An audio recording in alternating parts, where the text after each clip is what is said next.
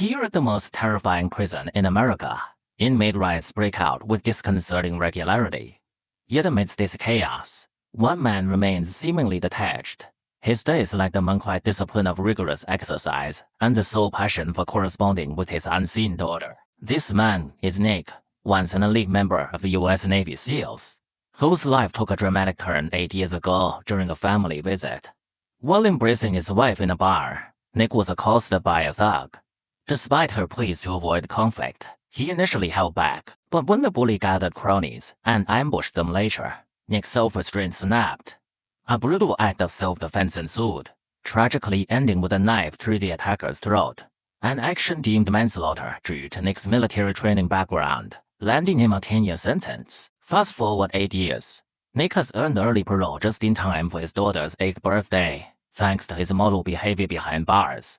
He boards a specially modified C-130 transport plane, called the Z-Old Bird, which serves as a flying fortress prison. Unbeknownst to Nick, he shares this flight with a roster of hardened criminals, including 3 death row inmates under close FBI surveillance: Billy Bad, the blonde-haired felon who massacred his entire extended family, and their dog, over marital infidelity; Diamond Dog, the ex-leader of a black guerrilla group notorious for bombing the NRA headquarters; and deadliest of all, Skinhead Virus, a mere 39-year-old serving 25 years, but responsible for 11 inmate deaths and 3 major prison riots. Unaware of his fellow passengers' dark histories, Nick basks in anticipation of reuniting with his daughter. As convicts board, the 3 condemned men are secured in separate cells while Nick is restrained alongside other prisoners in seats. With the final order from a female officer, the massive doors slam shut, signaling the old bird's readiness for takeoff. However, as soon as the prison transport gains altitude, an audacious mid-air escape unfolds. Skinhead and Diamond Dog deftly retrieve concealed needles from beneath callous palms, effortlessly unlocking the handcuffs.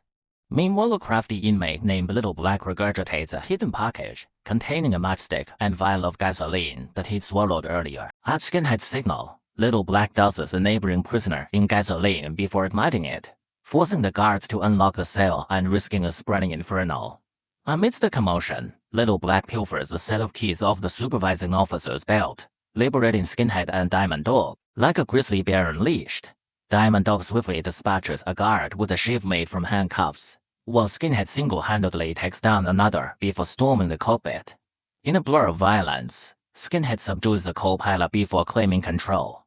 He then silences the intercom, plunging the cabin into tense quietude. Amidst the pandemonium, only Nick sits somberly up front. Suddenly, a curly-haired inmate reveals himself as an undercover FBI agent, holding Little Black at gunpoint. Skinhead reacts instantly, taking cover behind the female officer and creating a standoff. Sensing escalation, Nick steps in to dissuade further aggression. Then, in a sudden twist, a burly inmate distracts the attention, allowing Skinhead to act. With lethal precision, Skinhead eliminates the threat and within minutes, assumes total command of the aircraft. An even more audacious plan lurks beneath his steely demeanor. After confirming the number of personnel at the next transfer point, Skinhead announces they'll be making a routine stop. It turns out that the hijacking was masterminded by Colombian drug lord Randes. His plan hinged on successfully extracting Little Randes at the next stopover, promising a $100 million reward and arranging another aircraft to spirit them out of the United States. However, after a thorough check, the 2 inmates scheduled to disembark were mistakenly killed by Skinhead. This necessitated finding 2 replacements. Due to a broken insulin supply, inmate Mike promptly volunteers himself and Nick. Unfortunately, both deceased inmates happen to be white.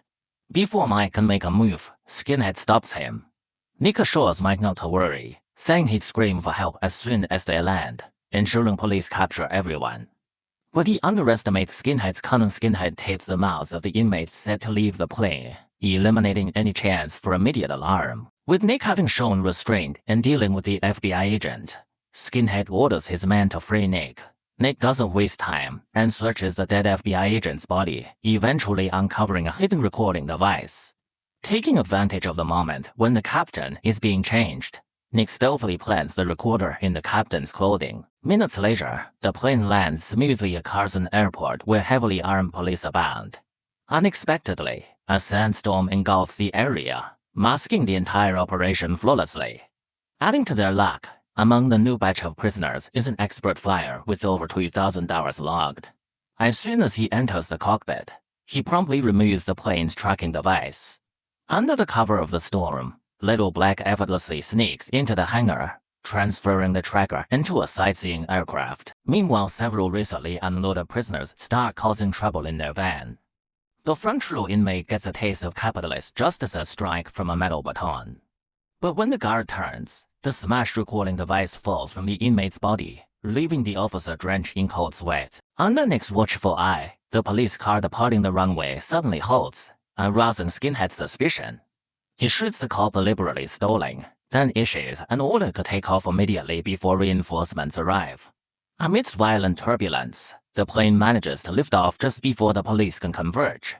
With his initial plan foiled, Nick stays aboard, strategically getting closer to Skinhead to learn about their next moves. Opportunity presents itself when the plane's wheels get stuck by an object, prompting Diamond Dog to bring Nick along to inspect the landing gear compartment.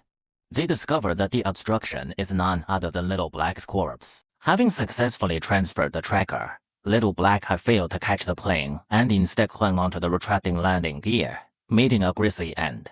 Recognizing this as the perfect chance to alert authorities, Nick scribbles the criminal's plans and intended landing site on Little Black's shirt before tossing the body out of the aircraft. After a gravity-assisted somersault, Little Black's airborne body crashes into a sedan waiting at a traffic light, sending John into high alert.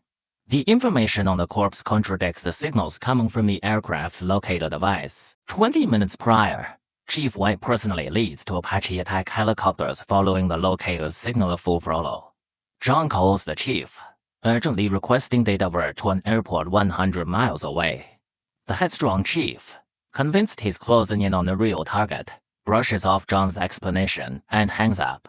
But upon reaching what he believes to be their quarry, the chief realizes they've been duped yet again. John grabs the chief's brand new Corvette and hurtles towards the Lena airport at breakneck speed. After an hour-long ground-hugging sprint, he arrives just before the rogue plane touches down at the remote desert airstrip. Upon entering the control tower, he finds the air traffic controller silenced permanently. Simultaneously, the inmate-driven plane approaches the airport without guidance, nearly colliding with a taxiing small aircraft. A last-minute evasive maneuver by the pilot barely saved them. Despite the harrowing landing, the behemoth of a plane exceeds the airport's minimum speed limits, transforming into a rampaging cart. Miraculously, the pilot skids the plane into a sandpit at the runway's end, stopping mere moments before impact. Exiting the plane, Skinhead and Little Randis find no promised getaway aircraft. Randis quickly explains that the plane is en route, urging Skinhead not to panic. Skeptical by nature, Skinhead prepares his team to tow the stranded plane, ready to flee at a moment's notice. In the meantime, Diabetic Mike reaches a critical stage. To save his 8-year cellmate, Nick ventures alone into a shed to fetch medical supplies, only to be ambushed by a group of mysterious assailants revealed to be Randis' hired hands sent to retrieve his son. They have been lying in wait solely to snatch Little Randis. In the nick of time, John arrives on the scene, providing backup as Nick seizes the opportunity to counterattack. Within seconds, all 3 cartel members are knocked unconscious. Confirming their identities, John pleads with Nick to stay put until backup arrives. But Nick, driven by his unwavering loyalty forged in years of service, insists on returning to help. Before parting ways, he entrusts John with a message for his wife and daughter. Unbeknownst to both men, there's still another cartel operative hiding aboard the plane. On the tower rooftop, a relaxed inmate suddenly raises the alarm, spotting a cloud of dust kicked up by approaching police vehicles. From a nearby hillock, Skinhead sees the telltale signs of an imminent confrontation, estimating they have a mere 10 minutes to escape. As Skinhead and his crew rush to react, Little Randis sneaks off toward a hangar hundreds of meters away. Alerted by the noise, John rushes over, but is blown back several meters by the engine blast when he lifts the tarp. In a pivotal moment, he spots a crane and leaps into its cab. Just before the plane can take off, he slams down the crane's boom, crushing the fuselage in half. Hearing the commotion, Skinhead and his men race to the scene, but the desperate and treacherous Randis begs for mercy. Infamous for despising betrayal, Skinhead shows no leniency. Little Randy's death extinguishes all of Skinhead's delusions. They hastily retrieve weapons stashed in the plane's cargo hold and proceed to lay out a makeshift battle plan using a sand table. Skinhead orders his men to position numerous open gas valves along both sides of the road while the prisoners take cover, ready to create a crossfire trap. As the pursuing soldiers enter the ambush zone, the hidden prisoners unleash a barrage of gunfire, igniting the roadside gas lines.